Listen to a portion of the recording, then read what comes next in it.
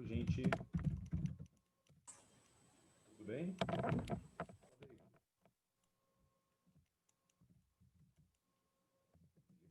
Boa tarde para todos. Oi, professor, tudo bem? Boa tarde. Tudo bem com o senhor? Tudo bom? Tudo e você? Tudo certo. Legal.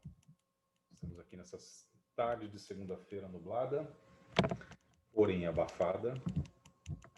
Né? Oi, André. Tudo bem? Legal. Deixa eu ver quem mais está chegando aqui. A Isa. Diego.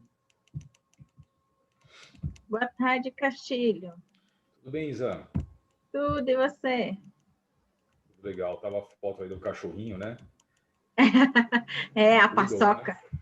A paçoca, bonitinha ela. É, tem a paçoca e o biscoito. Que legal. Que o biscoito é bravo, então a gente não pega ele para tirar foto. Não põe nem a foto, né? Vai que... Não, nem dá para tirar a foto, de tão chato que ele é. Olha, nem deixa. Puxa. Ah, ele é muito neurótico. Larissa aí. Aí. Tá bom.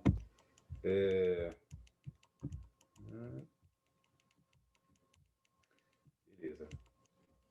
David, você pode me ajudar aqui de co-host? Posso colocar você?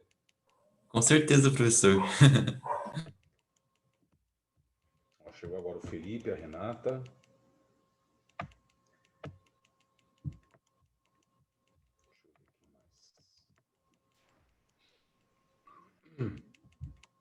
Por enquanto é isso.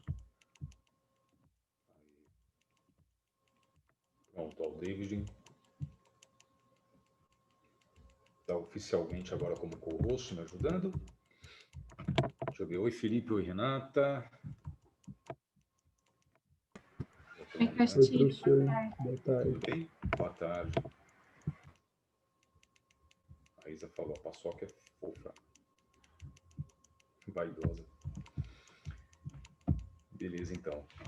Bom, gente, é o seguinte, eu vou colocar aqui, quer ver, ó, no chat mesmo, por enquanto. Então, o assunto é esse, né? Ó, continuando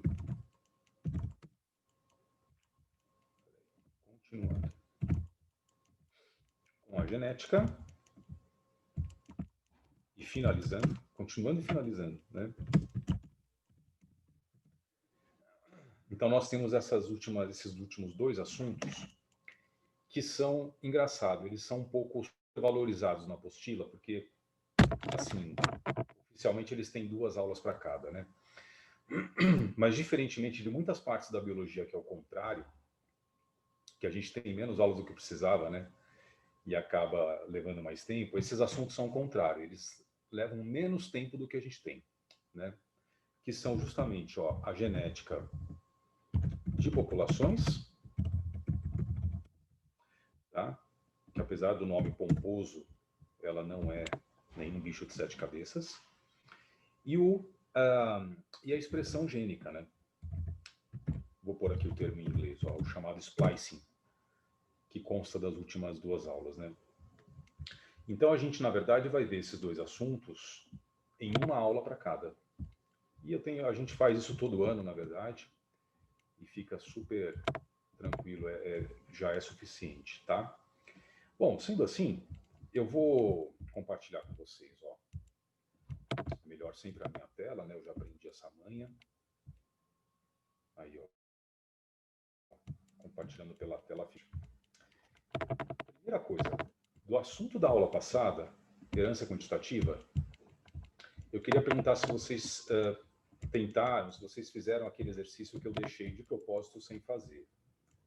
Da apostila de exercícios de sala mesmo, né? Que era essa questão 2 aqui do Mackenzie, ó. Falei, gente, ó, tenta fazer essa daí como se fosse uma tarefa mínima, lembra? Como se fosse uma fixação. A gente ia corrigir depois e tal. Então, vamos ver? Olha, se você tentou e não conseguiu, não deu certo e tal, vamos ver o que aconteceu, por quê, né? Era de herança quantitativa. Olha só. Não sei o que está escrito dúvidas aqui, não tem nada a ver, gente. E aí é legal essa questão que a gente percebe como dá para resolver por segunda lei de Mendel básica, né, normalmente. Quer ver? Ó, vou fazer aqui um heredograma desse casal da questão. Usaram o assunto cor da pele, tudo, né, como modelo. Ó, pigmentação da pele devido a 2 pares de genes autossômicos com efeito aditivo. Então, esse enunciado já vai, assim, direcionando a gente para a herança quantitativa, ó, né? A tabela indica os fenótipos existentes. Então, você tem, ó, um indivíduo de pele negra, um mulato escuro, um mulato médio, um mulato claro e a pele branca total, né? É aquele modelinho com 5 fenótipos e 4 genes. Então, se eu pegar aqui, pessoal, por exemplo, ó, o número de genes dominantes. Na verdade, são genes aditivos, né? Com 0, quer dizer que os 4 alelos desse indivíduo de pele branca são recessivos, né? Ó, azinho, azinho, bezinho, bezinho. Com 4, quer dizer que os 4 alelos são aditivos, ou como ele está chamando aí, dominantes. Azão, azão, bezão, bezão. Beleza? E no meio termo você tem aí as variações, né? Por exemplo, com um gene aditivo, já fica com a pele do mulato claro, né? Um só aditivo, tá vendo? Mas pode ser também o B, né? Então pode ser azinho, azinho, bezão, bezinho. Vou pôr 3 pontinhos aqui. E assim vai com os outros genótipos. Aí ele fala, a expressão desses genes pode ser impedida, então é um caso de epistasia, né? Pode ser inibida pela presença de um par de genes autossômicos recessivos. Outro par, vamos dizer o par C, entendeu? Ó, vamos chamar aqui de C. Então, tipo Czinho, Czinho, ó. Se for assim, impede a manifestação da cor da pele, gente. O que é isso? Sendo assim, o indivíduo fica albino, ó. A verdade é que não importa qual seja o A, qual seja o B, se ele for Czinho, Czinho, ele vai ser albino, né? Simples assim. Então, um casal de mulatos médios de híbridos tem uma criança albina. Olha, vou colocar o casal aqui, gente. Então, os dois são dupla heterozigotos, né? De híbridos. Ó. Então, ele é o pai azão, azinho, bezão, bezinho. Ele é dupla heterozigoto. E ela é azão, azinho, bezão, bezinho. Porque é um casal de híbrido, né? Beleza. Como é que é o gene C deles? Porque o gene C está presente em todos os humanos, né? Ó, mas não é Czinho, Czinho. Castilho, por quê? Porque eles não são albinos, né? Então, Czão traço para os dois. Tá? Até porque eles são mulatos médios, eles têm a cor da pele e tal, normal, tudo, né? E eles já têm uma criança albina, gente. Essa é a pista do exercício para a gente completar o genótipo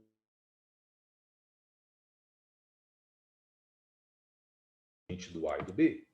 Essa criança já é Czinho, Czinho. Tá? Czinho, Czinho. E agora, a pergunta é, qual é a probabilidade de nascer uma criança branca não albina? Entendeu? Vou até colocar de outra cor ali, ó. Então, a gente já sabe o seguinte, pessoal, a criança tem que ser assim, ó.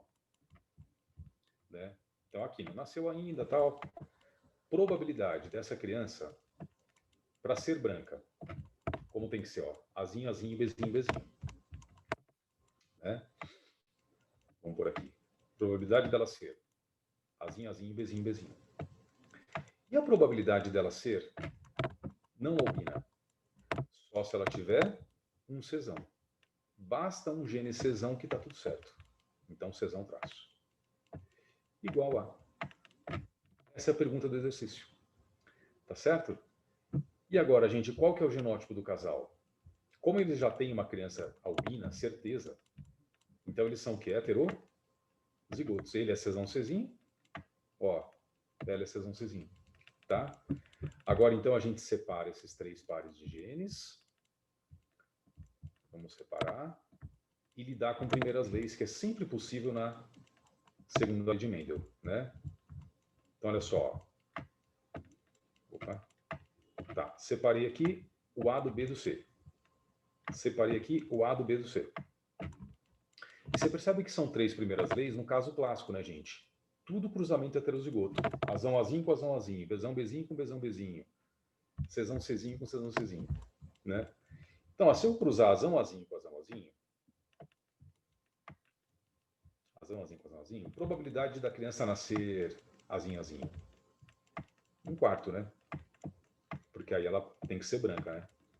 Probabilidade, se eu cruzar Bzão Bzinho com Bzão Bzinho, probabilidade dela ser Bzinho Bzinho, 1/4 também, né? Beleza, ó. E finalmente, gente, se eu cruzar, ó, o par Czão Czinho com outro Czão Czinho, probabilidade da criança ser Czão traço.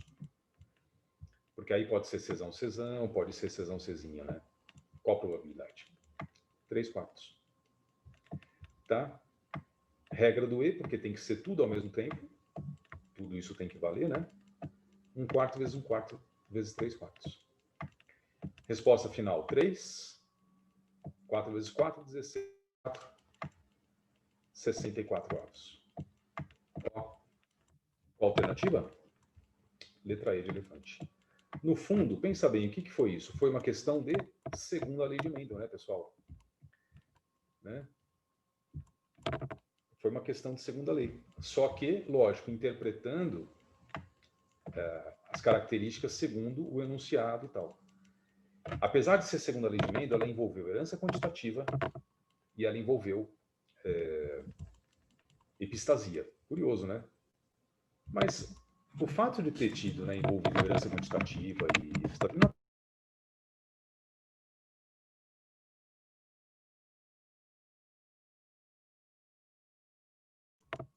Tranquilo, então, nesse? Professor, Pode falar. é que, tipo, quando eu li pela primeira vez esse exercício, eu não consegui extrair informação que, tipo, esse impedimento, sabe, da cor, seria por um outro gene que não o... A e o B, né? Sim, porque, tipo, como que, sei lá, é claro, depois, tipo, não teria sentido ser eles, mas, sabe, eu não consegui extrair essa informação de Tá primeira. aqui, David, ó, eu vou sublinhar em vermelho, ó. A expressão desses genes, então, quais são esses genes? O A e o B, né? Desses genes A e B, que ele estava falando e tal. Pode ser impedida pela presença de um par de genes, é outro, ó. Faltou ele colocar de um terceiro par de genes, né? De um outro par de genes.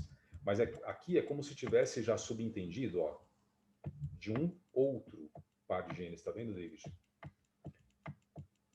É só pelo contexto da frase mesmo. Ó, a expressão desses genes são esses, né? A e B. Pode ser impedida pela presença de um par de genes. Qual par? Outro, entendeu? Aí por isso que eu chamei de C, só para diferenciar de A e de B. Podia ser qualquer letra, né? E recessivos. Então, quer dizer, se o indivíduo for Czinho, Czinho, ele é albino e tal. Tá? Entendi, beleza. Viu? Estava Obrigadão, professor. escondido. Uhum. Mas de propósito estava escondido no texto, viu? Os caras não facilitaram, não. Bom, gente, então sendo assim, ó, passando agora para esse próximo assunto da genética, que é a herança, a genética de populações. Então, referente às aulas 57 e 58, né? Tem um note já que eu deixei preparado para isso também, quer ver? Ah, tá aqui, ó. Então, olha só. Né? Genética de populações, aulas 57 e 58. Opa. 58, tá? Tudo bem. Gente, é o seguinte, então, ó. Esse assunto da genética, ele estuda a variação das frequências dos genes ao longo da evolução, ao longo do tempo, tá bom? Então, a gente não vai calcular só, por exemplo, a probabilidade de nascer um indivíduo assim e um indivíduo assado. A gente pode procurar e calcular qual é a frequência dos genes, né, na população em determinado momento da história, no momento da evolução daquela espécie, tá? Então, olha só. Primeiro, então a gente tem que lembrar um pouquinho da evolução mesmo, né, do neodarwinismo e etc. Mas é simples, né? Se a gente pensar aqui com carinho, o neodarwinismo é, em cima de uma variabilidade pré-existente, né, Deixa eu só pegar um negócio aqui, peraí, que eu já volto a compartilhar com vocês, quer ver? Mas já vou aproveitar. Nós temos a seleção natural agindo, né? E essa seleção natural, ela surgiu como? Surgiu com a sobrevivência dos mais aptos, né? Com a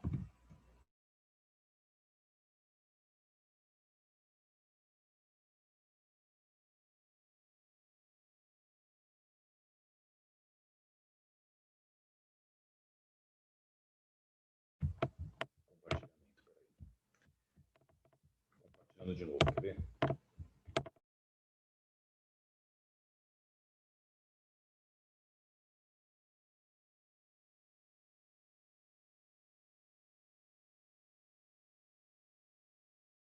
Genético, ó. Lembra que, tendo uma variabilidade já pré-existente, a seleção natural acontece.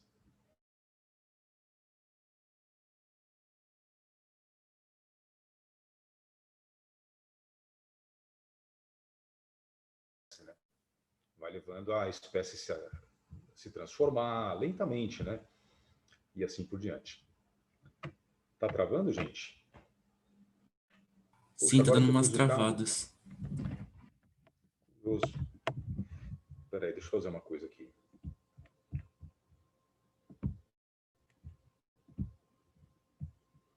Deixa eu dar uma renovada aqui na...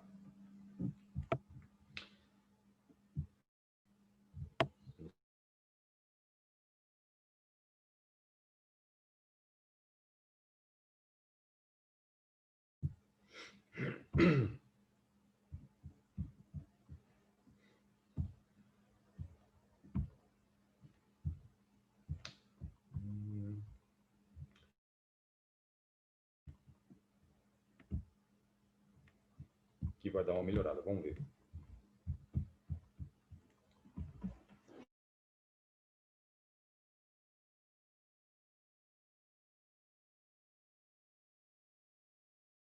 Então lembrou, né? O que é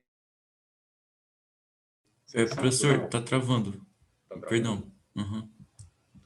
Ué. Será que é só quando eu ponho o compartilhamento? Assim, ó, sem compartilhar tá travando ainda? Deve Você ser, acha, não David? sei. Deu uma melhorada, assim, tipo, depois, quando você parou de compartilhar, não sei. Tá Professor, melhor? tenta desligar a câmera pra ver, né, saber se ajuda. Eu até Boa desliguei a minha ideia. pra ver se ajudava. Boa ideia, David. Pronto. Deixa eu fazer uma coisa também aqui. Então, agora não tá travando, né? Aparentemente tá Nesse normal. momento não tá. Beleza, então eu vou compartilhar, vamos ver. Teste de fogo aqui. Compartilhando. Ó, evolução, tá bom? Seleção natural, ó, é uma, vamos dizer assim, é um fator evolutivo, né, gente? Tá? A seleção natural, ela aumenta a velocidade da evolução, ela é uma pressão para que a evolução aconteça, tá bom? Então aqui, ó, fatores, né? Quais são esses fatores, além da seleção natural, que aumentam a pressão evolutiva? David, como está agora? Está melhor um pouco? Melhorou bastante, professor. Pelo menos pra mim melhorou. Tá bom. Então, ó, qualquer coisa você me avisa. Fatores evolutivos. Deixa eu mudar isso aqui. Aumentam, né, a pressão evolutiva. Pressão evolutiva é a velocidade com que a evolução vai acontecer. É isso. Tá? Aí, ó, aumentam a pressão evolutiva. Beleza. Deixa eu pôr isso aqui um pouquinho mais para cá. Pronto. Gente, então os fatores, tudo bem, a seleção natural né, um fator evolutivo, mas além disso você tem esses daí, ó. Mutações, porque eles trazem variabilidade. As mutações, né, trazem variabilidade, tá? E tendo variabilidade, tem mais chance de ter evolução, né? Ocorrência de seleção natural, propriamente dita, a gente já viu que aumenta realmente a velocidade da evolução. Ocorrência de migrações. Então, a saída e chegada de indivíduos num lugar também mudam as chances de evolução, né? Ou para pior ou para melhor, quer dizer, mas vai mudar, que vai mudar e acelerar a evolução, vai, né?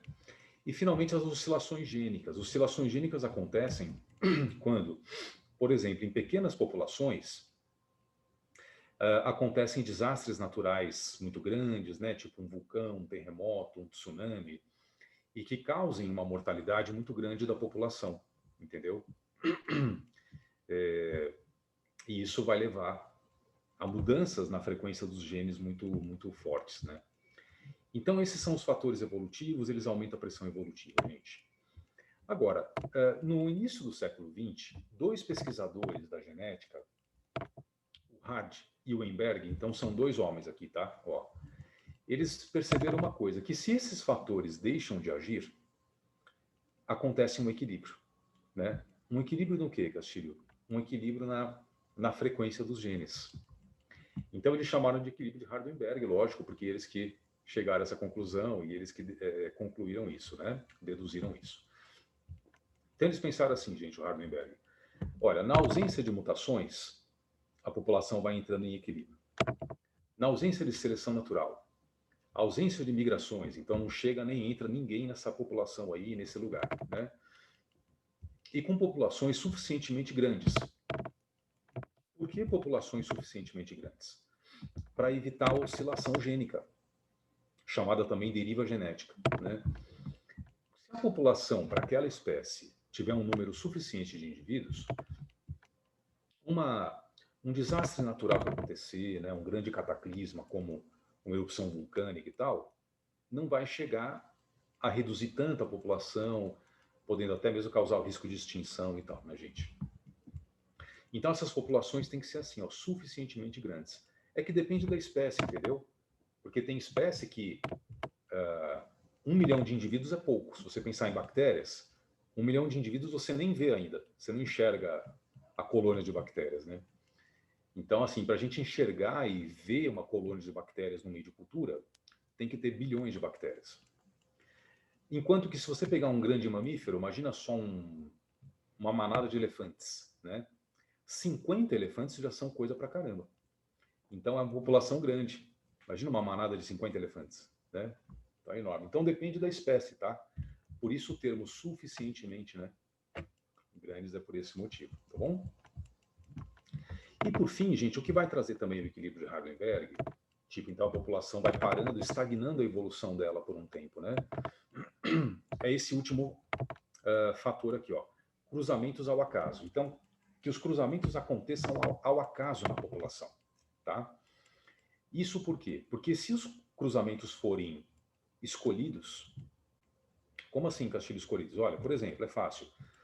Se a fêmea de uma espécie de mamíferos escolher, e ela vai fazer então uma seleção sexual, o macho com o qual ela quer acasalar, entendeu? E vice-versa. Porque se houver escolha consciente desses seres vivos, essa escolha vai trazer uma seleção, né, natural. É um tipo de seleção chamada seleção sexual, mas é uma seleção, tá? E isso é interessante, gente, que acontece principalmente com animais, tá bom? Quanto mais desenvolvidos, mais inteligentes, mais os animais escolhem, né? Então, se há escolha, é um fator evolutivo, se acontece a escolha. Se não acontecer a escolha, se ficar cruzamento ao acaso, traz o equilíbrio de Hardenberg, porque não tem o quê? Não tem seleção. Então não tem evolução, né? Então esse equilíbrio de Hardenberg, ele seria basicamente uma ausência de evolução, entendeu? Mesmo que momentânea, mesmo que por um certo tempo, depois ela voltaria e assim por diante, né? Agora, só como exemplo de cruzamento ao acaso, de cruzamento que é escolhido, né? Que não é ao acaso. E você viu aqui, quando a gente tem cruzamentos ao acaso, a gente chama de populações panmíticas, tá? Então acontece panmixia, que é justamente essa mistura dos seres, né, da mesma espécie, mas sem que haja nenhum tipo de escolha, de seleção, né? Então, para que haja o equilíbrio, tem que ser população panmítica. Mas, gente, olha só, por exemplo, se você pegar a espécie do leão, né, Panthera leo, tem escolha. Por quê? Porque as fêmeas, elas preferem os machos com as jubas mais escuras, tá? O macho que tem a juba clara, ele tem uma dosagem menor de testosterona na corrente sanguínea dele. O macho que tem a juba mais escura tem uma dosagem de testosterona maior na corrente sanguínea dele. Olha que interessante. Olha, mas o que tem a ver? O que tem a ver é que esse macho que tem mais testosterona, ele vai ser maior, mais forte, mais agressivo. E, portanto, ele tem mais condições de defender o território dele. E, portanto, proteger as fêmeas e os filhotes, né? Porque entre os leões é muito comum a invasão de outros machos que não são do bando para acasalar com as fêmeas, e quando eles fazem isso, eles matam os filhotes. É o chamado infanticídio no reino animal, né? Eles matam os filhotes. Porque ao matar os filhotes, as fêmeas entram no cio, coisa de dias depois. E aí eles podem acasalar com elas. Olha que loucura, hein? Então, ou seja, né? Essas fêmeas que estão no bando, elas querem que os machos protejam o território, que não deixem entrar um leão de fora, porque vão matar os filhotes dela e tal. É lógico que nada disso é consciente, né? Que eu estou falando. Elas não imaginam nada disso, elas não pensam sobre isso. Mas elas sentem uma atração sexual maior pelo macho de juba escura. Olha que interessante. Porque eles têm o quê? Eles têm uma vantagem evolutiva, né? Pronto, aí já tem escolha na história, elas vão acasalar mais com os machos de juba escura, seleção sexual. Então, não tem equilíbrio de Hardenberg, tá? Para ter o equilíbrio, tem que ter cruzamento ao acaso. Então, a realidade, agora se você pensar bem, gente, é que esse equilíbrio de Hardenberg...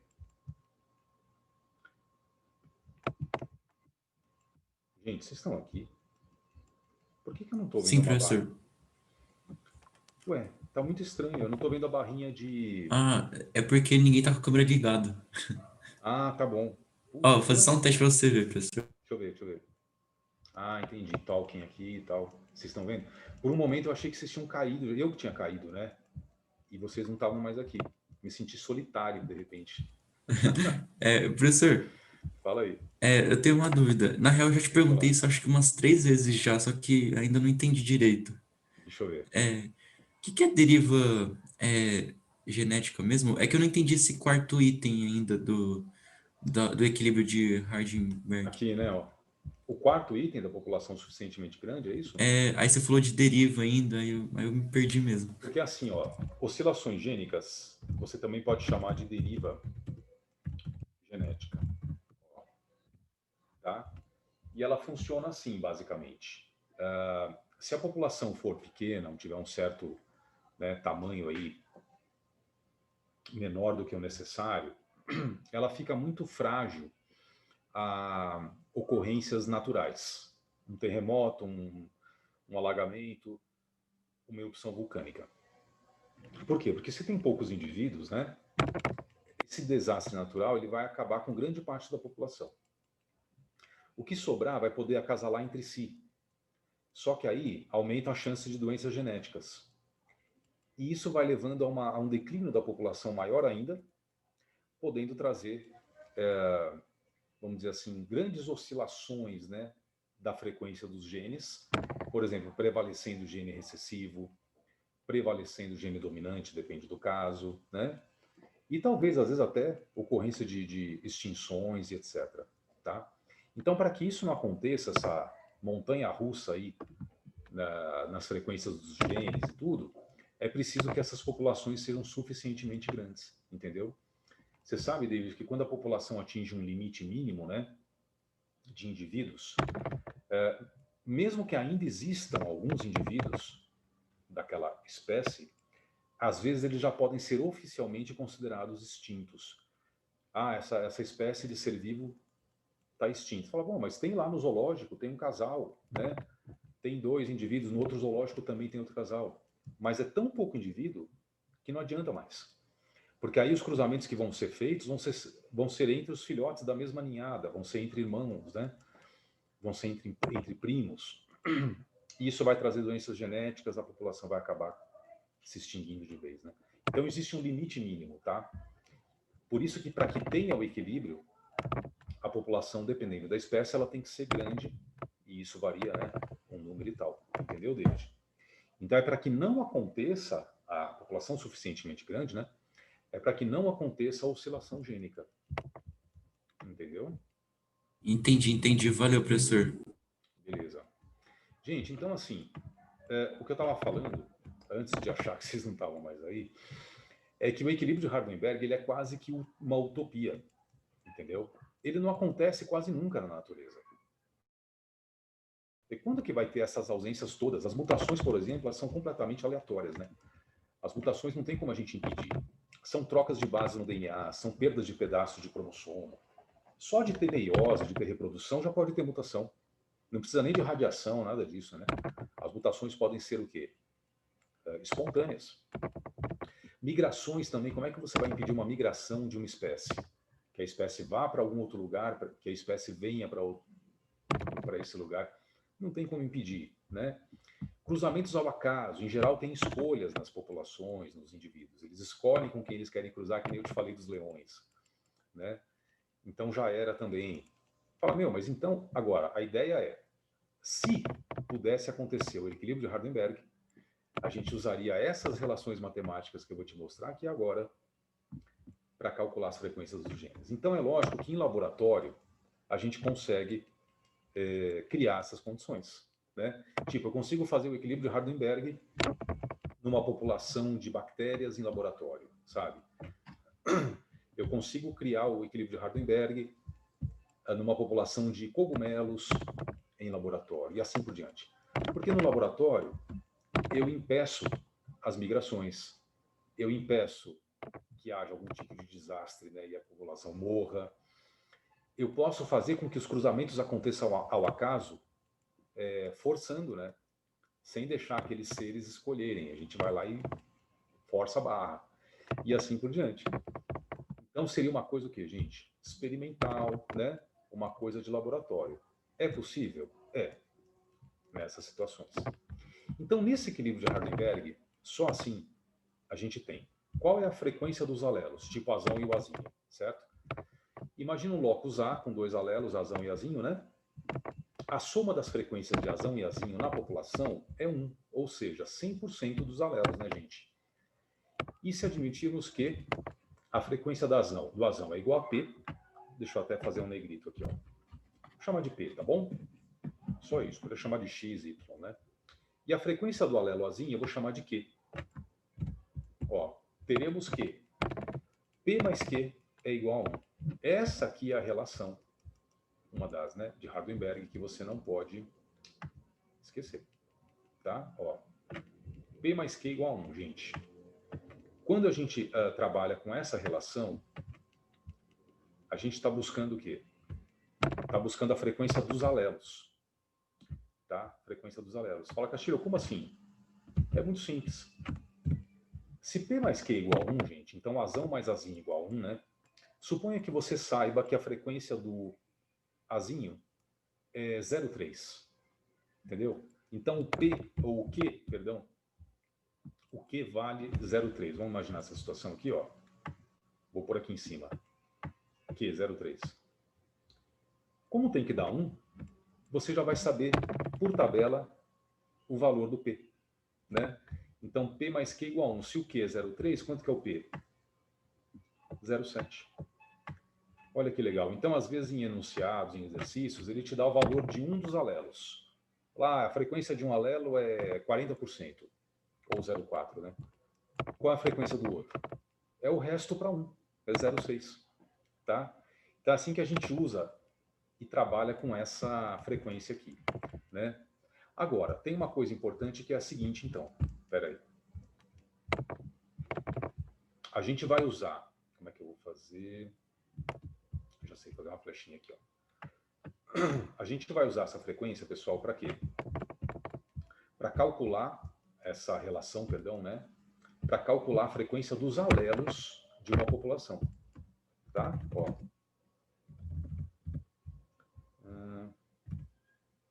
Não, peraí que não deu nada certo. Queria repetir aqui a letra. Ctrl C, agora vai. Não foi. Ctrl V, agora sim. Ó. Usamos essa relação, tá? Para o cálculo da frequência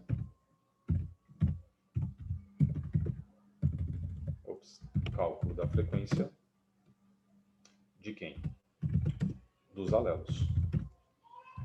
Né? Não é para calcular genótipo, não é para calcular a frequência de indivíduos, só dos alelos, gente. Beleza? Então essa observação aqui é importante.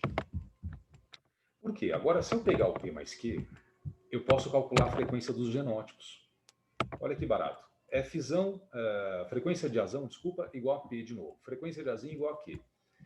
E as frequências genotípicas, ou seja, né, dos genótipos na população, dos genótipos dos indivíduos, são frequência de Azão, então indivíduo homozigoto dominante, P ao quadrado, porque é como se fosse o P vezes o P, né? Frequência de Azão-Azinho, 2PQ, porque é Azão-Azinho de um jeito, Azão-Azinho do outro na fecundação da primeira lei de Mendel, né? E frequência do Azinho-Azinho é Q quadrado.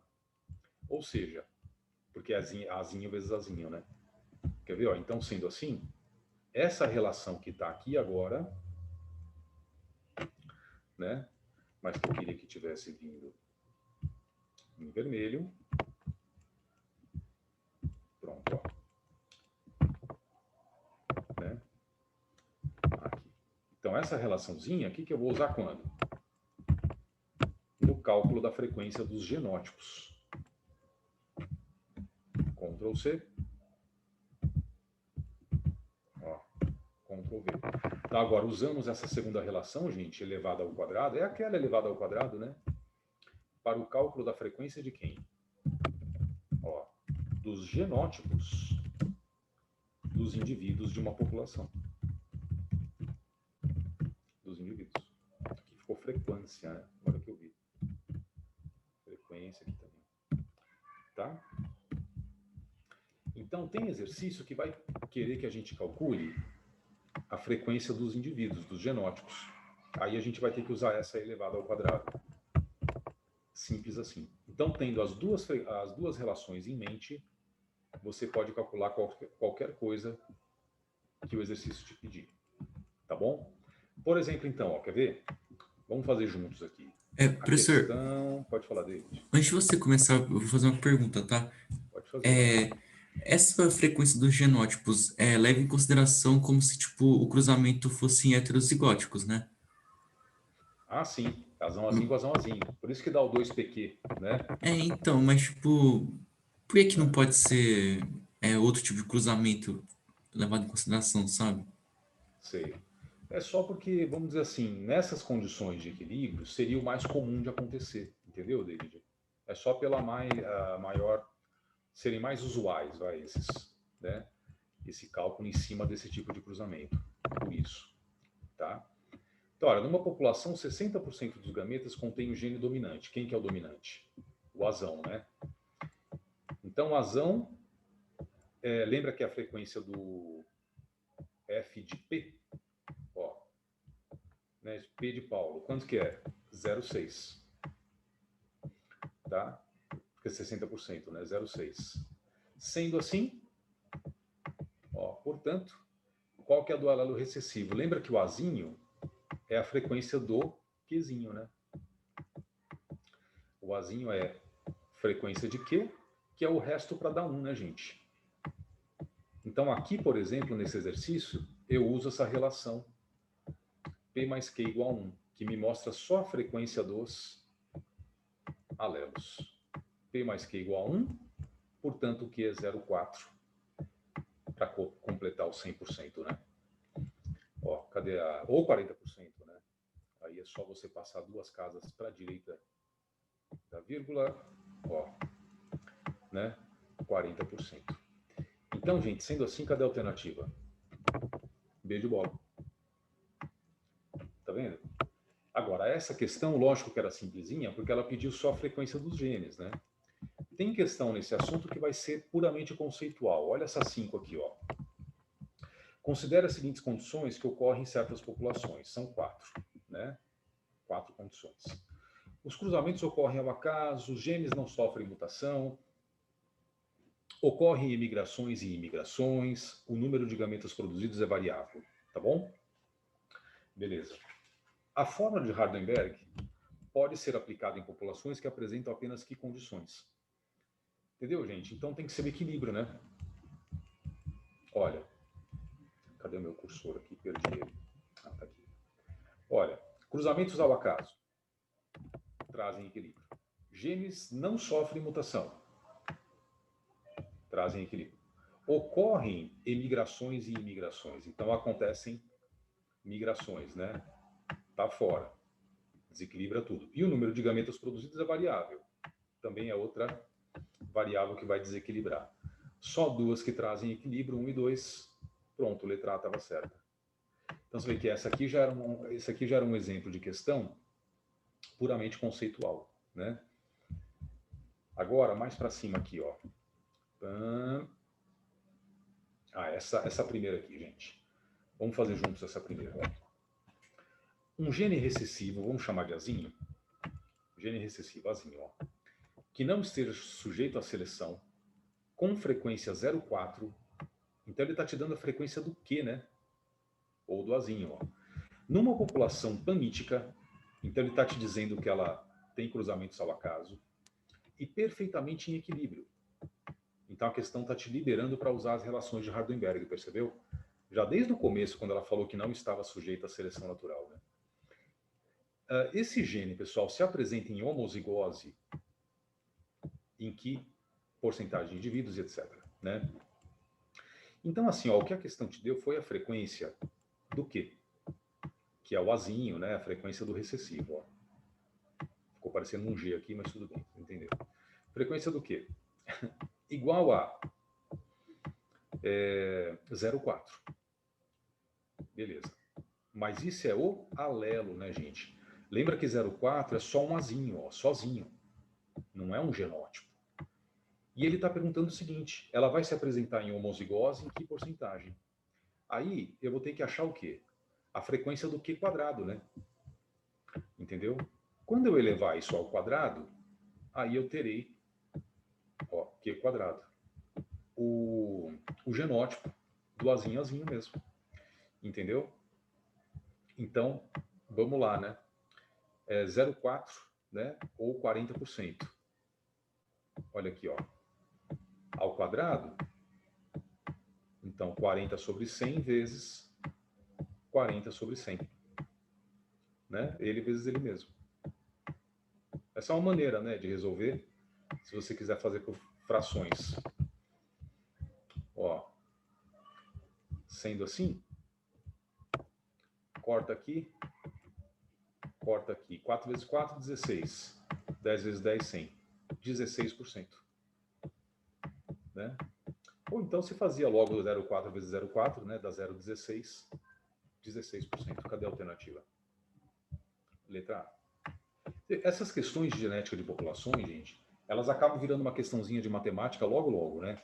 A hora que você entender o que acontece com o alelo, o que é a proporção de qual, se é do alelo ou se é do genótipo, depois vai entrar na matemática. Ou você vai ter que elevar alguém ao quadrado, ou você vai ter que tirar a raiz, né, para chegar a um valor, e assim por diante. Entendeu? Então, olha só essa outra aqui. Essa não. Essa 6 aqui, ela é mais complexa um pouquinho, quer ver? Peraí, vamos fazer essas 6 juntos. Aí eu vou pedir para vocês fazerem uma sozinhos. Essa 6, ela mistura com genes não sem proporções assim, né, de genética de populações. É uma mistura 6, quer ver? Vamos fazer o hidrograma desse casal aí, ó. A 6 é assim. Um homem genotipicamente normal tem um irmão albino e os pais fenotipicamente normais para o albinismo, né? Então tá aqui, ó. Aqui está o homem. Ele não tem albinismo, porque está falando que ele é fenotipicamente normal. Vamos pôr um razão aqui para ele já, ó, razão traço. Certo. Ele tem um irmão albino. Puxar o irmão dele para cá, ó. Então, gente, o irmão dele é... Vamos até pintar aqui, ó. O irmão dele é azinho. Né? E os pais deles são fenotipicamente normais. Então, os pais desses dois irmãos, olha aqui, são ambos, o pai está aqui, né? E a mãe está aqui na direita, ó. Os pais são normais. Azão para o pai, azão para a mãe.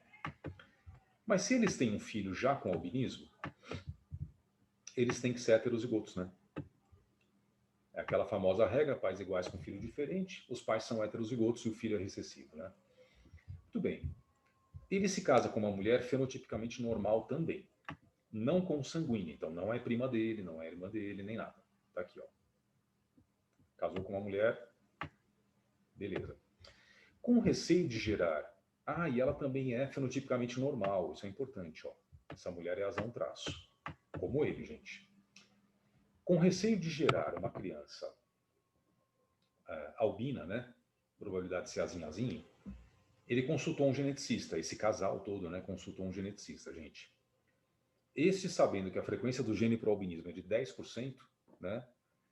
Responde que a probabilidade é D.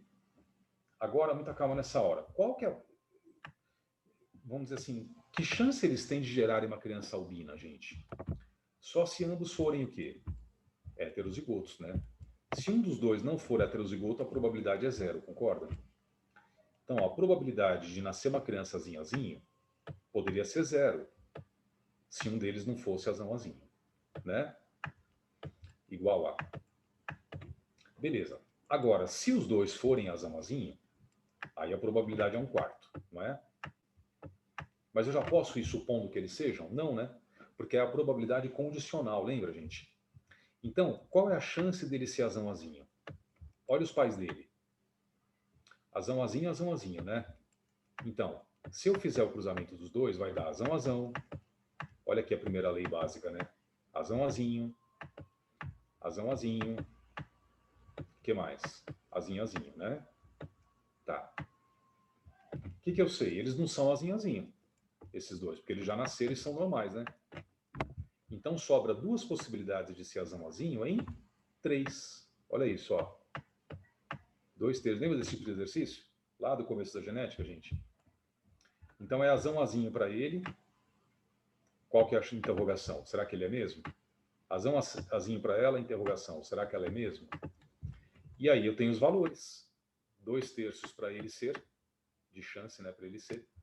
E 2 terços de chance. Não, peraí. Para ela não é 2 terços. Aí é que tá. Deixa eu até pôr de outra cor, gente. Para ela, entra na probabilidade Hardenberg, na genética de populações. Castilho, por quê? Eu vou usar esses 10%, ó, do alelo para o albinismo, gente. Porque a gente não sabe nada dos pais dela. Ela não tá nessa família aqui, né? Então a gente não sabe a probabilidade dela ter o azinho. E se os pais dela fossem azão, azão e azão, azão? Já pensou? Então ela seria azão, azão. A gente não sabe nada, né? Então vou usar os 10%, ó. Essa mulher tem 10% de chance de ter um azinho. Olha como é diferente essa questão, né? E aí eu vou fazer uma conta meio doida, né? Essa conta vai ser assim, ó. Então, para começar, 2 terços, finalmente fica assim, né? 2 terços do homem ser azão-azinho. E a mulher ser azão-azinho. O que eu tenho que multiplicar pelo quê? 10%. Né? Deixa eu mudar aqui a cor, ó. Para ela é 10 sobre 100, então. Dela ter o alelo azinho. 10 sobre 100. E ainda por cima, se isso for verdade, a probabilidade da criança ser albina que é 1/4. Ainda tem essa, né? Tá? Então, vezes ainda 1/4, ó. Tá bom? Sendo assim, né, fazendo a continha toda aí, é 1 sobre 10, 2 vezes 1, 2, 2 sobre 30 vezes 1/4, né? Corto 2 com 4, 30 vezes 2, 1/60. Ó, essa é a probabilidade deles terem uma criança com albinismo. Tá? Agora é o que eu te falei, né? Acaba virando uma questão de matemática, gente. Probabilidade condicional, né? E etc. Tá bom? Agora, sendo assim, tenta fazer essa 2 aqui para mim. Deixa eu ver uma coisa. 4 minutinhos já dá tempo. Vou contar no meu relógio, tá bom? Tenta fazer a 2, ó. Não vou falar nada. Vou deixar vocês lerem o enunciado e ver como é que você ia sair dessa. Lembra, se você achar a frequência de um alelo, ou azão ou azinho, o resto é continha. Você está feito. Né? Como você faria? Vamos lá, 4 minutinhos. Eu já corrijo com vocês, tá bom?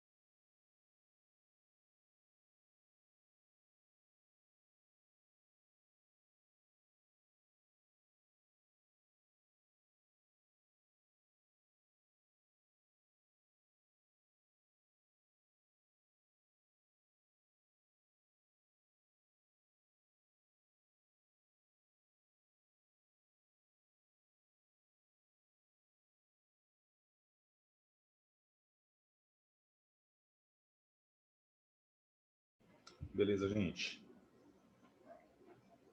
Vamos conferir, então? Vamos ver como é que ficou essa resolução aqui.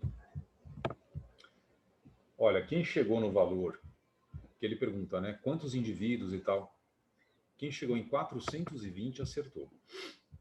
Vocês chegaram em 420? Ele falava assim, vamos analisar primeiro, ó. Numa ilha tem 1000 indivíduos no total, certo?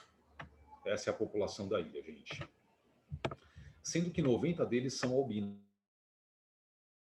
Albinismo é azinho, né? O albinismo é recessivo. Em 910, o resto tem pigmentação normal. Levando em consideração que o albinismo é característica recessiva, a própria questão já ajudava, né? Calcule o número esperado de heterozigotos, portanto, dentre os 910 normais. É que assim, os 910, eles...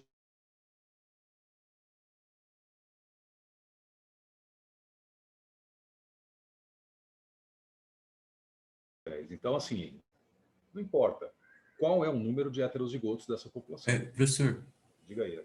deu uma travada, Fala, deu uma travadinha. tá. Travou? Beleza. Mas o que eu tinha falado era isso, né? Que não importa que sejam 900, dentre os 910 normais, ó.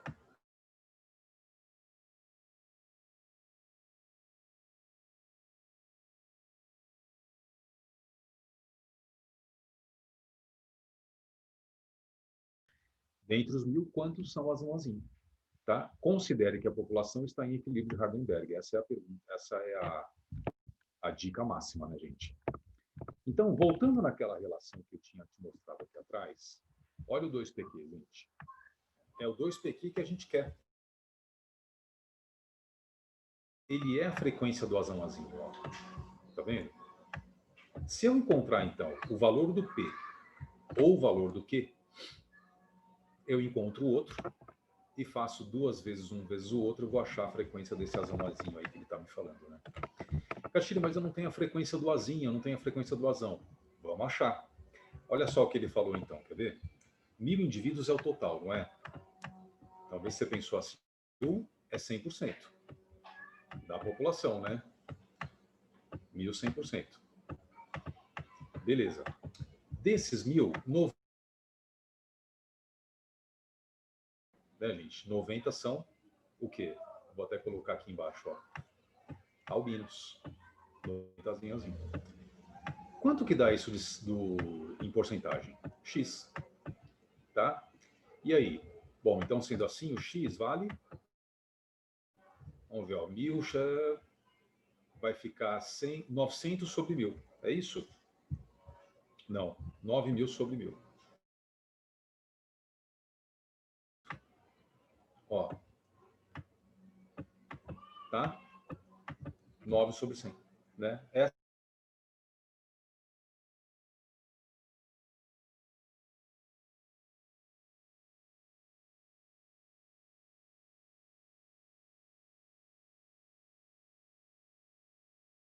frequência do azinho. Do azinho, perdão, do azinho, porque esses são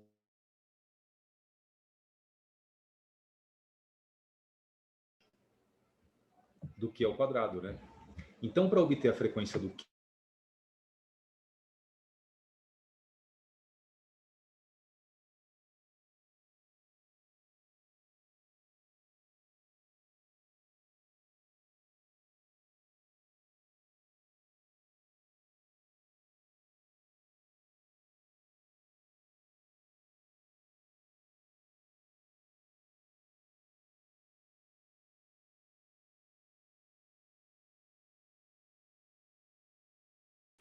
voltei, né? Consegui, né? A duras penas. Puxa, vou parar o vídeo aqui de novo. Ó. Dessa vez ela caiu de repente, gente. Do nada eu estava falando, quando eu vi já não estava mais lá.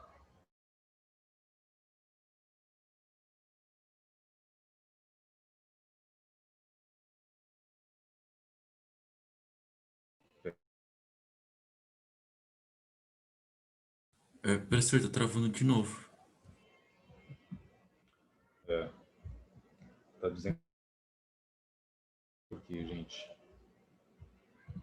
Poxa, fazia tempo que não ficava assim, né? As outras vezes foi tão tranquilo.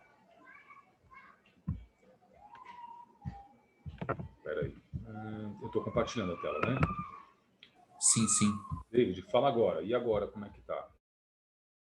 Olha, aparentemente tá normal. Aparentemente. Deu uma normalizada? Uhum. Tá bom. Eu vou voltar aqui, gente, então, ó. Eu estava dizendo que a gente encontrou a frequência do Azinho Azinho, né? Aqui, ó. Isso equivale à frequência de Q quadrado. Azinho Azinho é Q quadrado, né? Se eu quero achar a frequência do Q sozinho, que é um Azinho isolado, né? Basta tirar a raiz. Entendeu? Tira a raiz de 009, ó. 009. E a gente vai achar o valor do Azinho.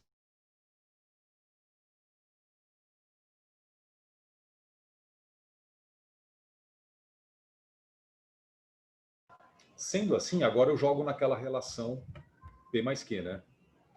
Então, olha só. Do P mais Q igual a 1, a gente tem o Q já.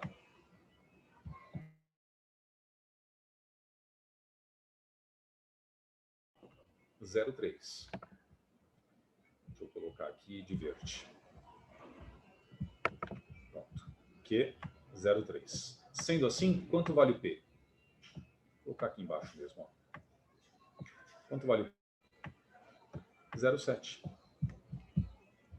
Né? É que ele zoou lá, não sei porquê. Pronto. Então, ele vale 0,7. Nossa, ele não está aceitando, gente, que eu ponho aqui. Então, eu vou pôr para cá. Ó. Sendo assim, pesa.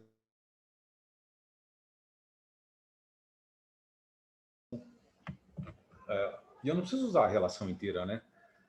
P ao quadrado mais 2pq mais q quadrado igual a 1. Ó, não precisa ser a relação inteira. Eu vou usar só o 2pq mesmo, para achar a frequência dos heterozigotos, entendeu?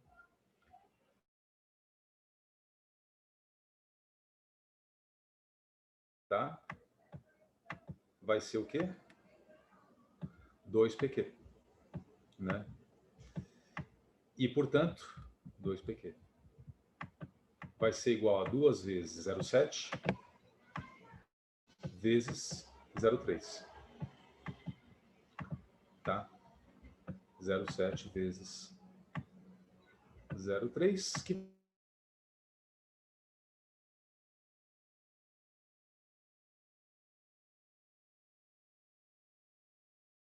dois, gente.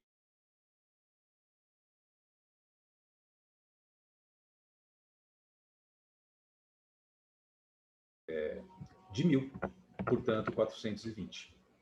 Tá certo? Aí, ó. A continha final seria assim, né? 1000 indivíduos vezes 42%.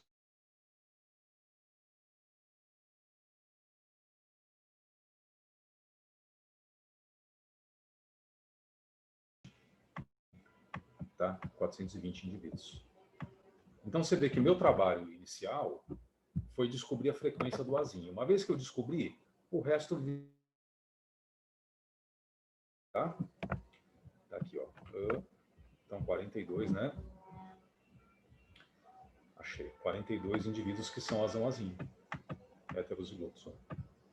Agora fala para mim, gente, nesse exercício, você viu que ele dá mais trabalho esse aqui, né? Quem ficou com dúvida, manda aí para mim.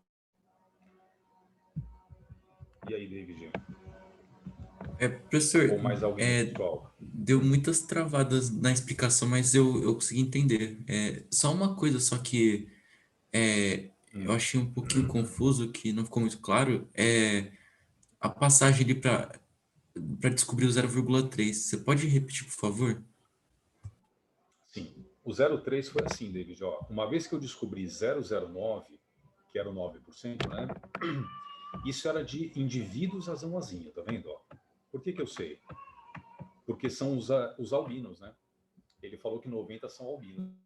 Genótipo. E azinho-azinho é Q quadrado, né? Porque é azinho vezes azinho, certo? Então, o que era 009, na verdade, era o Q quadrado. Como que eu obtenho o Q isolado? Sem ser ao quadrado. Pensa matematicamente. O jeito é eu pegar esse valor 009 e tirar a raiz dele, né?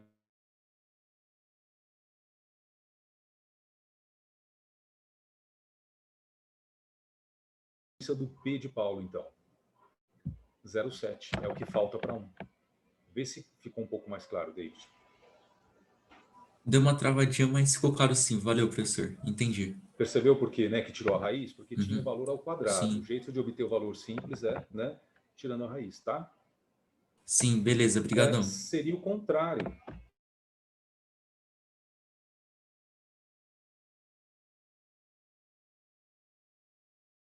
Sozinho, né?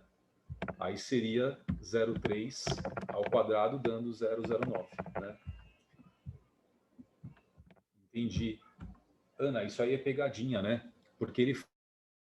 Se eu multiplicasse 42% por 910, eu ia achar outro número, né? Ia errar e tal. Por quê? Porque eu tenho...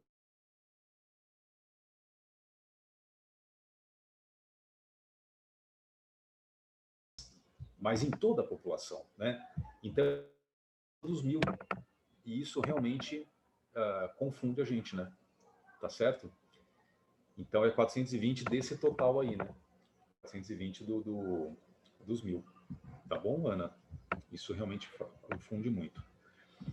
A 3, pessoal, ela é um pouco diferente pelo seguinte, ó. Supondo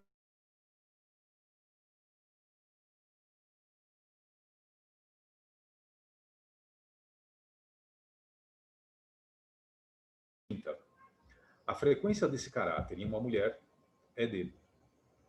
Essa daqui é diferente, tá? Porque a gente vai pensar de uma maneira mais direta, né? Olha só, como é que tem que ser um homem daltônico? Não é XDzinho Y? Então a questão está me dizendo que a probabilidade, pessoal, de uma pessoa ter um XDzinho é 1/30. Ó. Porque aí ela vai ser daltônica, né? 1/30.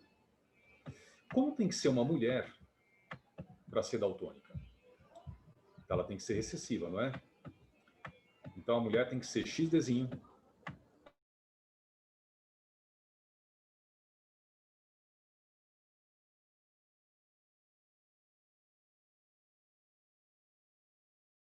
Olha só, a probabilidade dela ter um XDzinho é 1/30. A probabilidade dela ter outro XDzinho também é 1/30. 2 XDzinhos ao mesmo tempo. Então é XDzinho e XDzinho, né, gente?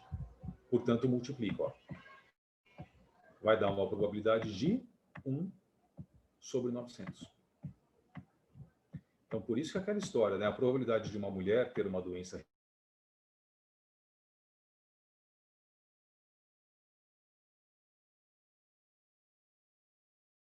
1/900.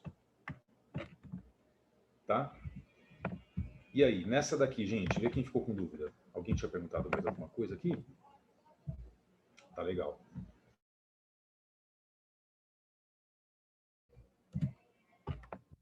Tranquila? Acabou indo no privado aqui. Na 3. Tudo bem, gente? Tranquilo, né? Então tá bom. Você viu que acaba virando mesmo mais continha do que outra coisa, né? Só não pode se perder no que você está buscando, né?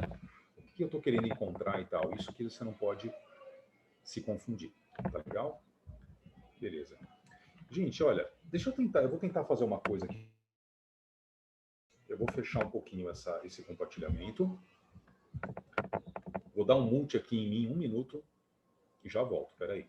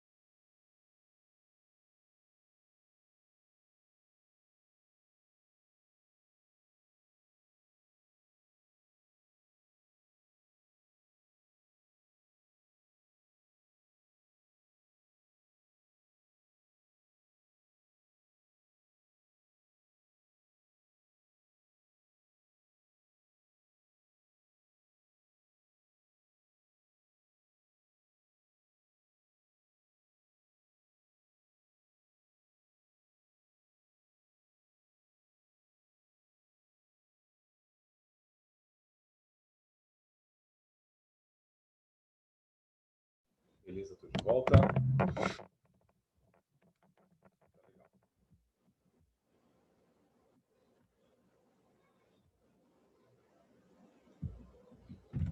Tranquilo? Tranquilo, tranquilo. Tá bom. Bom, gente,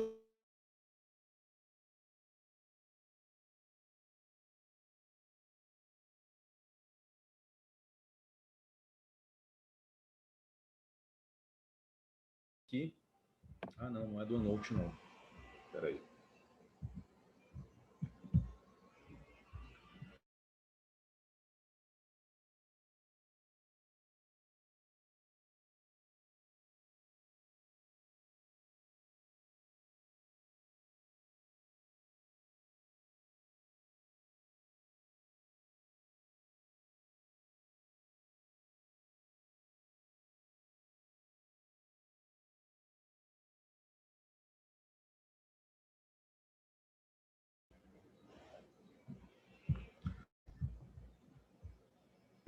Agora sim.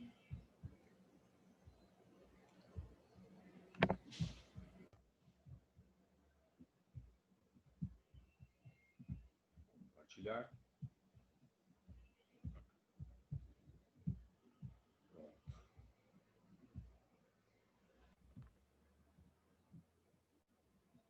Pronto. É isso agora. Apresentar. Olha, gente, então aqui é o assunto dessas duas últimas aulas. É o chamado splicing, né? Ele é mais uma parte teórica, tá? Um conceito do que outra coisa. É relativo. E também pode chamar de expressão gênica também, né? Como é que acontece a expressão gênica e tal. Então ele tem a ver com a síntese proteica, tá bom? Você vê que é um processamento do RNA mensageiro, depois que o mensageiro for feito, tá? E é exclusivo de seres eucariotos. Então não vai acontecer em bactérias, por exemplo, né? Olha aí, depois que o DNA sofre uma transcrição e produz o RNA mensageiro, tá bom? Esse primeiro RNA mensageiro, pessoal, ele ainda é cru, né? A gente chama ele de pré-RNA mensageiro. Falta ele ser processado para retirada dos introns, que são pedaços do RNA que não fazem parte da tradução da proteína. Se esse RNA mensageiro for desse jeito para o ribossomo, ele não vai fazer a síntese proteica direito, porque essas partezinhas azuis, ou chamadas introns, né? Elas não, elas são material genético não codificante, quer dizer, elas não vão atrair nem ácidos que teriam que trazer e etc. Né? Então, dentro do núcleo acontece o splicing. Introns são recortados do RNA, tá? Ficam dentro do núcleo e são metabolizados.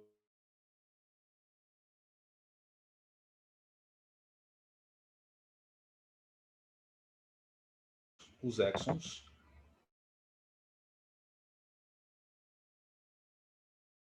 Vocês, ó. Como é que eu mexo mesmo nisso?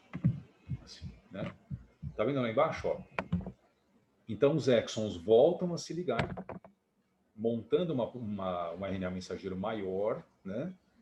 E esse mensageiro vai sair pela carioteca. Tá bom, gente? Então ele atravessa o poro da carioteca e vai para o ribossomo construir a proteína que ele tem que fazer, né? Vai fazer a síntese proteica dele. Tá legal? Esse RNA mensageiro final que vai sair, a gente pode chamar de RNA mensageiro. Agora, aqui acontece uma coisa interessante que é a seguinte, gente. Esse splicing ou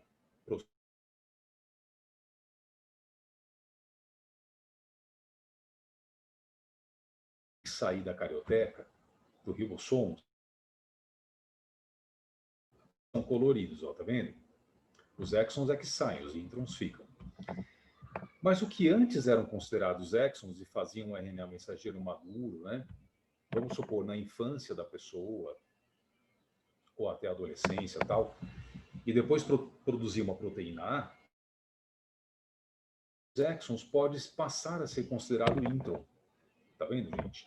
Então, esse pedacinho que era verde, né, ele passa a ser considerado intron numa certa época da vida, porque muda a expressão gênica, entendeu? E aí ele é picotado fora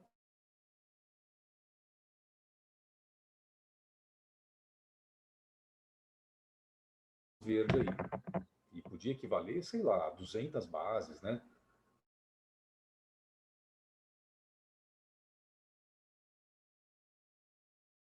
A tradução vai ser diferente, né? Outro tipo de proteína e tal. Espera aí que eu acho que deu uma travada, né?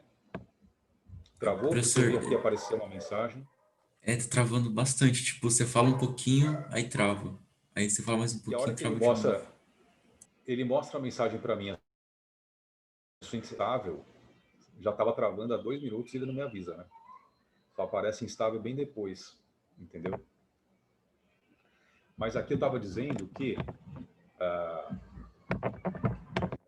espera um pouquinho, tá? Mas eu estava dizendo o seguinte, gente. Fala para mim, David, você tá me escutando agora? Ou tá Ó, travando ainda? aparentemente tá melhor. Tá Não um pouquinho sei. melhor? É, Tá, porque eu cheguei mais perto da fonte aqui da internet. Vamos ver, se travar de novo você me fala. Mas aí,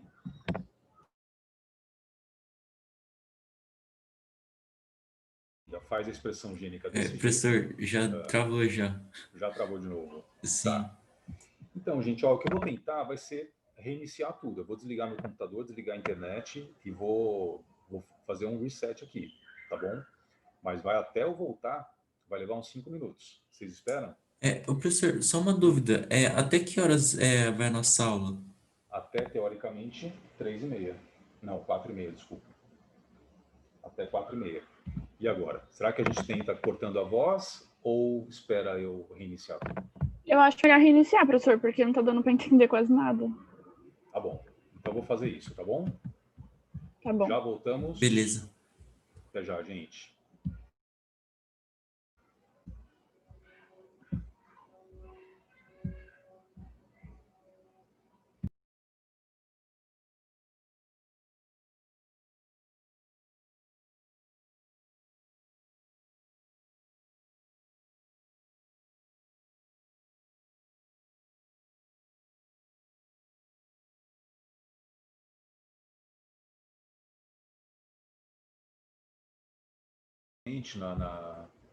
Quando eu criei Professor, lá eu no Outlook. coloquei. Eu coloquei já. O Conseguiu? co-host voltou. O co-host voltou, eu coloquei. Beleza, então tá bom. É isso que precisava, valeu. Não. Tá legal. Então, gente, é isso. Ao longo da evolução, a gente vai desligando os genes, né? Eles não são perdidos, porque a autoduplicação do DNA, que é semiconservativa, ela sempre mantém os genes funcionando ou não, né? Mas ela copia os genes todos. Então, o fato deixa eu voltar aqui a compartilhar de outra forma. O fato é que a gente vai criando o DNA não codificante, que é o DNA velho, o DNA que é resquício da evolução, entendeu? Então é engraçado, mas o ser que é mais evoluído não, mais moderno, né, na evolução, mais sofisticado, mais recente, é o que tem maior taxa de DNA não codificante. Ó, mamíferos, inclusive, e muito mais ainda o homem, né? Se você pega uma bactéria, um protozoário, eles têm pouco DNA não codificante, porque entre o DNA dele, a maior parte é funcional, né? O pouco que ele tem funciona, essa é a ideia, tá? Você vê que não é quantidade, é porcentagem, né? Diferente. Beleza? Essa é a diferenciação celular que a gente tinha visto lá naquelas aulas de biotecnologia, lembra? Quando a célula-tronco vai se diferenciando em outros tipos celulares, né? Então, uma célula-tronco embrionária, por exemplo, ela vai dando origem ou a neurônios, ou a células ósseas, né? Ou as células adiposas. Esse é o processo natural de diferenciação celular. O que tem a ver com tudo isso? É porque vai mudando justamente a expressão gênica de determinados genes, né? Para que a célula possa se especializar num tipo celular ou em outro, entendeu? E muitas vezes isso acontece com os genes desligando, ficando inativos, sendo ativados ou passando a produzir proteínas diferentes do que ele produzia antes. com splicings diferentes, né? Então, tem tudo a ver com a diferenciação celular, tá? Isso daqui, gente, é um complemento desse assunto, que é a chamada epigenética, né? A epigenética é uma teoria que diz que o DNA pode ser influenciado por fatores externos nesse quesito de expressão gênica, tá? Então, ele pode ser influenciado por ambiente, por tipo de alimentação, pelo ar, por hábitos nocivos como tabagismo e drogas e etc, né? Por quê? Porque ele pode sofrer nas suas estonas e nas suas bases nitrogenadas processos de metilação, tá? Em que ele tem agregado, né, a ele grupos metil, tá? Por exemplo. Então ele pode ter transformações moleculares, né? Ele pode ter transformações assim, não na sequência de bases, tá? Mas sim nas moléculas que compõem essas bases nitrogenadas e que compõem as estonas, né? E dessa maneira pode influenciar na expressão gênica, entendeu? Ou por metilação, ou por acetilação também, né? Então o gene funcionava bonitinho, produzia, vamos supor, anticorpos de leitinho. De repente ele muda a expressão gênica por causa dessa influência ambiental, por causa da metilação, acetilação e outras coisas. E aí ele passa a produzir RNA mensageiro diferente. O que era exon não é mais, é intron, aí isola tudo e pronto. De repente vem uma alergia, de repente vem até um câncer, né? Que pode surgir por causa disso, tá? Então, a epigenética, tem muita gente que confunde e fala assim, então é basicamente o lamarquismo, porque a pessoa é influenciada pelo meio ambiente e a genética dela muda, né, forçada pelo meio ambiente. Não é isso. Porque o genoma dela continua o mesmo. Ela tem os mesmos genes e etc, entendeu? Isso não é mutação, muito menos mutação direcionada, né? É uma mudança molecular, química mesmo, né? Nas moléculas do DNA e influenciando no processo de expressão gênica, não nos genes em si, mas em como esses genes funcionam, né? E aí de forma aleatória, forma totalmente aleatória, não é dirigida, né? E aí pode trazer problemas ao invés de soluções. Em geral vai acontecer isso, tá? Beleza, gente? Sendo assim, agora eu vou dar uma pausa aqui nessa minha apresentação, ó. Isso na apostila, quer ver? Para a gente finalizar, esse assunto é isso mesmo, ele é puramente conceitual, né? Era tudo isso agora que eu falei. E eu queria te mostrar um exercício que você tem na apostila, de sala mesmo, sobre essa parte que é muito bonitinha, quer ver? Ó? É a primeira questão que você tem aí, da aula 60, aula 59 e 60, né? Essa daqui, ó, se eu não me engano, é da Federal de Goiás. Espera aí que eu vou compartilhar com vocês para a gente finalizar, quer ver? Olha só, gente. Os esquemas 1 e 2 abaixo mostram as etapas da expressão gênica em dois organismos distintos, um procarioto e outro eucarioto, né? E aí, cadê ela aqui? Ele pedia indique com justificativa qual esquema se refere ao eucarioto e, portanto, qual é o procarioto, né? Por tabela. Em qual ou quais compartimentos celulares ocorrem as etapas indicadas por 1 e 2 no esquema? Olha as etapas 1 e 2 aqui, ó. Tá? E no esquema 1, e as etapas 3 e 5 no esquema 2? Em que compartimentos da célula? Tipo, será que é no núcleo? Será que é no citoplasma? Entendeu? Gente, então primeiro, qual é o ser eucarioto? É aquele que pode fazer splicing, ou processamento do RNA mensageiro, né? Você vê que no esquema 2 tem um pedaço branco, ó, que é retirado fora do RNA, depois que ele é produzido, o RNA mensageiro, né? É tirado fora, e o RNA maduro não tem esse pedaço branco. O que era o branco, então? Era um intron, né? Agora, a retirada do intron é um processo de splicing, certo? As bactérias não fazem isso, só os eucariotos. Então, o esquema 1 é de uma bactéria, porque o DNA fez aqui transcrição, né, produzir um RNA mensageiro, que foi inteiro fazer a tradução. E o esquema 2 é o do eucarioto, que teve splicing. Né? Primeira resposta já é essa. E depois, em qual ou quais compartimentos ocorrem as etapas 1 e 2 do esquema 1? Agora, pensa, a bactéria, gente, ela não tem núcleo, né? O esquema 1 é de um procarioto, certo? Não tem núcleo. Então, tanto 1 quanto 2 acontecem no citoplasma. O DNA já faz a transcrição no citoplasma, né? E a tradução, a produção da proteína também acontece no citoplasma. Já os esquemas 3 e 5, ele pulou o 4, tá vendo? O 3 é a transcrição, né? Quando o DNA faz o RNA, transcrição. Então, acontece no núcleo, interior do núcleo. E o 5 é a tradução, já com o mensageiro passando no ribossomo e fazendo a síntese proteica. Então, o 5 acontece no citoplasma, tá? Então, essa resposta ficou 1 e 2 no citoplasma, 3 e 5, 3 no núcleo, né? Da célula eucariótica, e 5 no citoplasma. E a B? A remoção diferencial de introns do RNA mensageiro, ou seja, o splicing, pode resultar na produção de diferentes peptídeos, diferentes proteínas, né? Qual das etapas indicadas nos esquemas corresponde ao processo de remoção de introns?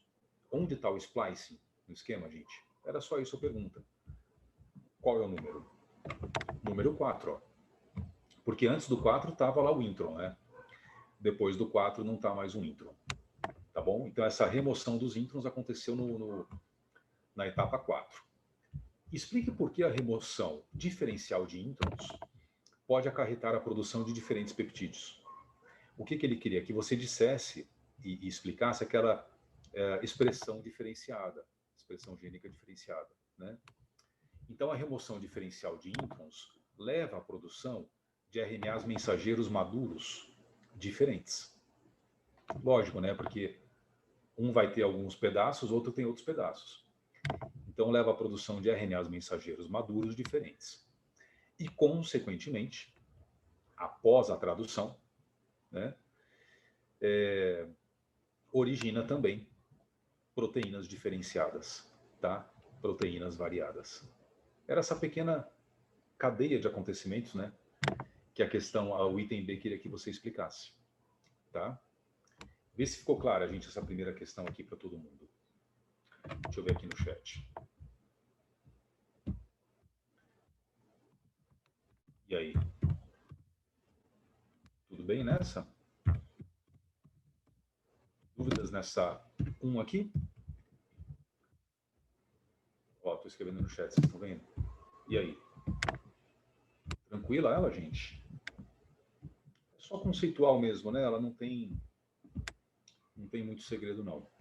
Repetir a B? Deixa eu ver aqui, Samuel.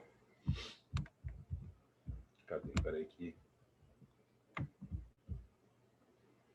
Perdi a questão, cadê? Achei. Então, olha a B, ó. Primeiro, né? A remoção diferencial produz diferentes peptídeos. Ele mesmo já está contando isso, né? Primeiro, qual das etapas indicadas corresponde ao processo de remoção de introns? A etapa 4, né? Porque é onde o pedaço branco foi arrancado, tá vendo? O branco era o intron, né? Aí a segunda pergunta da B, gente. Explique por que a remoção diferencial de introns pode acarretar a produção de diferentes peptídeos, né? Então é muito simples. Essa remoção diferencial de introns produz diferentes o quê? RNAs mensageiros maduros, que são os que vão realmente para o ribossomo, né? Produz diferentes RNAs mensageiros maduros, tá? Que após a tradução, lá no ribossomo, né? Após a tradução, produzirão proteínas também diferenciadas. Porque cada RNA mensageiro maduro vai fazer uma tradução diferente, né? Então, RNAs mensageiros maduros, que após a tradução, no ribossomo, se você quiser completar, produzirão proteínas diferenciadas também, né? Tá legal, gente? Então é isso, essa cadeia de acontecimentos aí, que a gente tinha visto naquele slide, que era coloridinho, que foi o que mais travou primeiro, né? que às vezes tira uns pedaços, uns introns, e outras vezes tira outros pedaços. E aí muda tudo na proteína que está sendo produzida. Tá bom? Gente, essas outras aqui, A2, A3, que são também puramente conceituais, mas elas são mais simplonas, pode fazer, tá bom? Tenta fazer, e eu vou passar para vocês o gabarito no WhatsApp lá, no nosso grupo, né? Junto com a tarefa, tanto de genética de populações, como de splicing, de expressão gênica. Tá legal? Vou parar aqui, então, esse compartilhamento. Então, era só isso, ou só tudo isso. That's it. Tá bom? É isso, gente. E aí, mais alguém, além do Samuel? Quem ficou com mais alguma dúvida sobre isso tudo? Mais alguma? Depois dessas últimas tarefas, gente, que vocês vão fazer, dessas aulas 59 e 60, também das 58, 57 e 58, né? Se aparecer alguma dúvida, não tem nenhum problema. A gente, nas nossas aulas de revisão, a gente pode tirar alguma dúvida das últimas tarefas também.